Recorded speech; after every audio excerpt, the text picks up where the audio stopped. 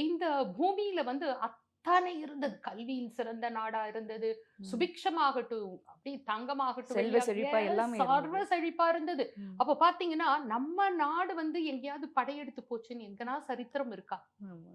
இந்தியர்கள் படையெடுத்து வேற நாட்ட போயி அங்க இருக்கிறத எடுத்துட்டு வந்தாங்கன்னு எங்கேயாவது சரித்திரம் இருக்கா? இல்ல. ஆனா இந்தியா மேல எல்லாரும் வந்தாங்க. எங்க வந்து வெல்த் இருக்கோ, எந்த இடத்துல வந்து ரிச்சஸ் இருக்கோ, அந்த சரி. இடத்துல தான் அவங்க வந்து படையெடுத்து வருவாங்க. ம். அப்போ இந்த வெவ்வேறு நிலைகள்ல, வெவ்வேறு ஆட்சிகளின் கீழ நம்ம போனதுனால, ம். பல்வேறு மாற்றங்கள் இருக்கு. மொழிங்கிறது என்னம்மா? நம்ம வந்து கம்யூனிகேட் பண்ணக்கூடிய ஒரு கம்யூனிகேட். விஷயம். ரைட்டா? கண்டிப்பா.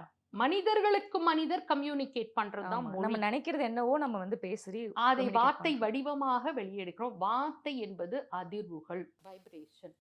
வார்த்தை என்பது அதிர்வுகள். ம். இந்த அதிர்வு உன் காதுக்கு வருது. காதுல இருந்து டிரான்ஸ்மிட் ஆகுது. All this things.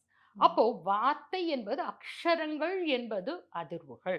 ம். சோ மந்திரம் அப்படிங்கிறதும் அதிர்வுகள்.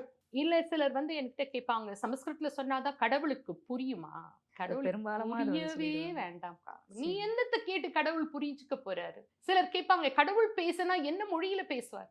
எனக்கு என்ன புரியுமோ அந்த மொழியில தான் என்கிட்ட கடவுளால கம்யூனிகேட் பண்ண முடியும். ம். அவர் மொழி அப்படின்லாம் ஒண்ணுமே கிடையாது. ஏன்னா எல்லா ம். மொழியும் அவர் மொழி.